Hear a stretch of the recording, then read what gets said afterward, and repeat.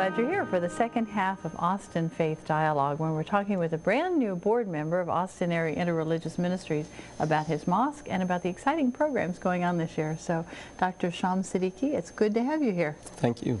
And we were getting to the point of talking about a particular program that Austin Area Interreligious Ministries has put in place this year, brand new to our community, which is this Interfaith Passport program.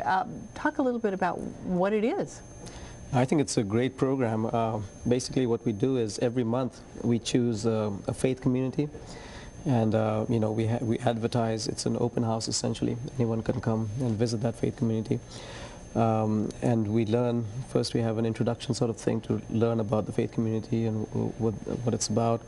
And then we actually go and attend their services. So we get to see how they perform their faith-based services. And after that, like the first one we had was at the Buddhist temple on 360. Oh, how was that? That was an excellent program. That was beautiful. If you haven't been there, you know, it's a beautiful temple. And the services were excellent because they were also celebrating the Lunar New Year on that day. So we started off with going inside the temple, which is beautifully decorated, and you know, with statues of Buddha in the front and so on. We heard them through their chanting of the sutras.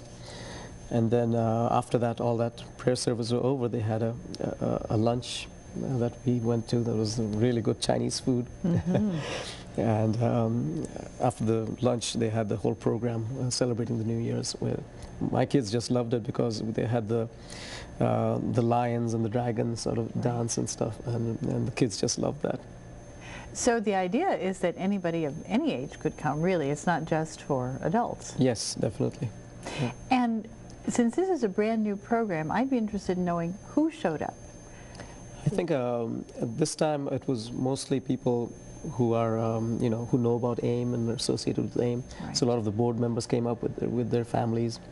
But we did have, like even at this event, when I spoke to some people over lunch, you know, the people of the temple, the Buddhist temple, they were intrigued by the idea, and they wanted the passport, basically. We have a passport that's printed out, and you get a stamp on the passport for each place that you visit. And at the end of the year, if you visited all the places, then we'll recognize you at our annual meeting in 2008. So you should definitely get that passport and get it stamped wherever you go. I hope our viewers will do that. They can get a passport, I assume, from the AIM offices? Yes, okay. The AIM offices, or you just go to the next you know, passport event. If you just show up, that they'll give you a passport. And how will people find out? Do you know how people find out where and when the next visit is? The best place is the website. Okay. So it's AIM.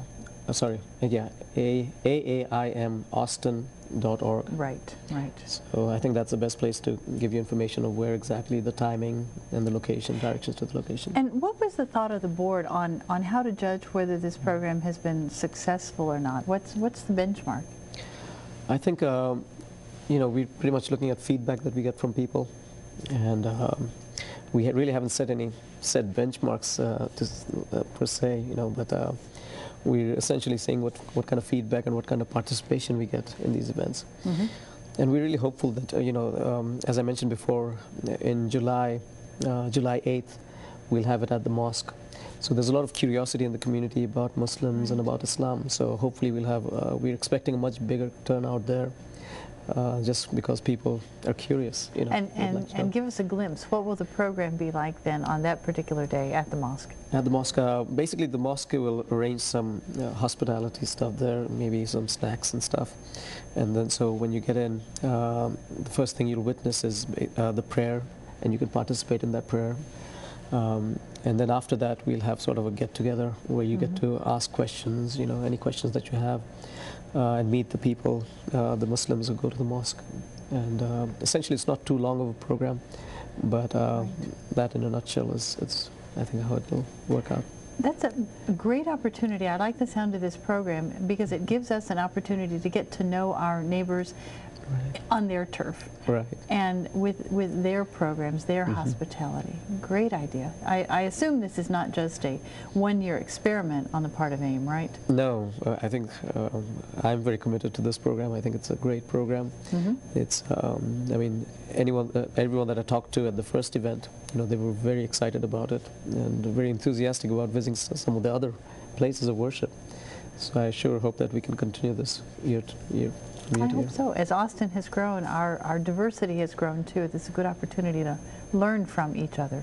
And I understand there'll be perhaps another opportunity in November at the annual Thanksgiving service for those of us who are not Muslim to learn a little bit more about our Muslim neighbors. Perhaps? Yes, that's another thing that we're still in the planning stages. But essentially what we're trying to do is co-sponsor that event with the mosques and the leaders at the mosque. So essentially we're trying to structure it where different faiths will be presenting their thoughts on the occasion of Thanksgiving and stuff.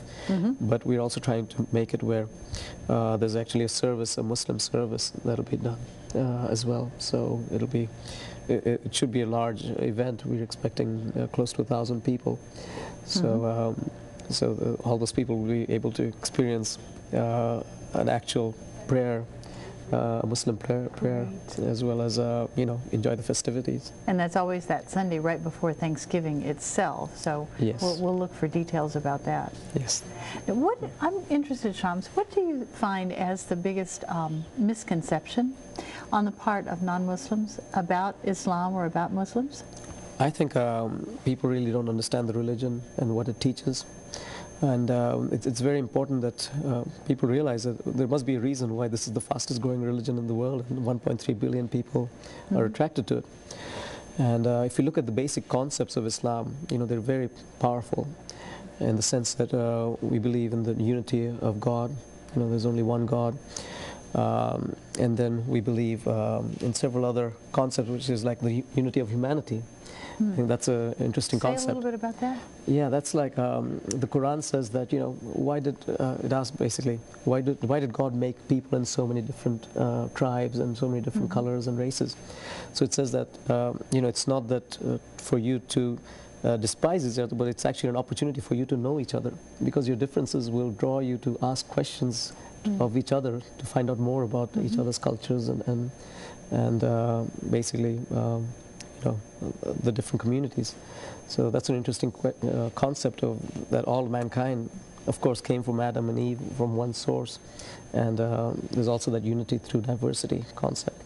The other concepts I think that people aren't aware of is that Islam, clearly the Quran states that there is no compulsion in religion. So no one can be forced, no one should be forced to think in the way you think. So it's very inclusive in that sense that you shouldn't be imposing your views on others.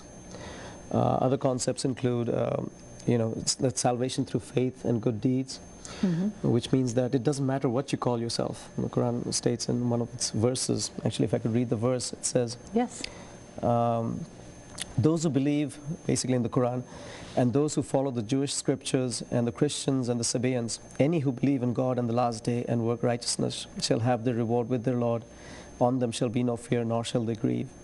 So essentially it doesn't matter what you call yourself, but what does matter is that you have faith and also do good deeds in order to achieve that salvation. And in Islam you can't separate those, can you? Your faith and your good deeds must go together, or else it doesn't have meaning, right? Right. Basically we feel like a lot of good deeds, if it's done for your selfish interest, instead of a selfless devotion, that you really don't reap the benefits of those good deeds if you're doing it for selfish reasons to be, known in the community and so on. Another, I think, Islam is very strong on social justice as well. That it believes in spreading the wealth, and we have obligatory sort of taxes that we have to pay that goes strictly to the poor. The other concept is, I think, the concept of duty towards fellow beings, that you should always give. There's a verse that says that you need to be, give true witness, even if it is against yourself or your parents or your kin. It's very strong on responsibilities to the community. So these are, I think, and the most important, I think, is the egalitarian message of Islam, that there is no priesthood, no hierarchy, there's nothing basically in Islam. It's basically you and God. There's nothing in between. There's that no all believers stand on the same footing before God? Exactly. So that's all very much instilled in the Muslim mind, because if you have seen images of the pilgrimage, where everyone wears the same 2 pieces of cloth, which is basically just 2 towels wrapped around you, and you can't have anything, no ornaments, nothing. So essentially you can't tell who's poor or who's rich or who's powerful and who's not. Right. It really, sort of exemplifies the unity of mankind and the fact that you're all one before God. Now, where would be a good place, I mean, besides getting to know someone who is Muslim and asking that person questions, where's a good source for information about Muslims and Islam? Well, the best, if you read something, the best source is probably the Quran. You know, reading the Quran is really, and there are a lot of good English translations of the Quran that's available at the bookstores. Yusuf Ali is one of them, Pickthall is another one. I think the Quran really lays out the essential principles of Islam. So it's good that it's concise, and in one book you can get a lot of information. Right. But you can also visit the mosques, any of the mosques, and they'll give you literature and information. So the mosques in Austin welcome visitors? Yes. At any point? Oh, definitely. Okay. Yeah. Great. At any time you can go, when it's open, of course. So when would we find a mosque open? It's every day. Obviously during prayers. Right, but we have 5 prayers every day. So it starts from before sunrise all the way till till night time. So it's a pretty broad, and that's every day. So the only time it's closed is basically maybe midnight to 4 a.m. or something like that. Right. Okay. So then, in a couple of minutes left, we'll recap that we're inviting people to, or you're inviting people especially, to come join the rest of the AIM board members and other community members on this journey, this passport journey to different worshiping communities and to learn about different faith traditions, right? Yes, we definitely are. We'd love to have you all come and visit us. And particularly in July when the mosque is hosting. Yes, on July 8th, I think around 1:30 p.m. Okay. And then we'll look forward to seeing people again in November, it was, right? For Yes. the Thanksgiving service? I believe it's November 18th. Okay. The service. And then finally, you're encouraging people to learn more about their Muslim neighbors, right? Yes, yes, definitely. I think there's right now a lot of lack of misconceptions, as well as sort of lack of understanding of what Islam and Muslims are. So I think it's very important, since we are such a large part of the U.S. population, that people get to know us better. And you would then, I guess, make yourself as an AIM board member available if congregations and other faith groups are interested in learning about, learning more about Islam. Definitely. If you please contact AIM, you can contact me through AIM, or just tell AIM that you'd like someone to come and speak about Islam at your congregation, and I'd be delighted to do that. And one last question.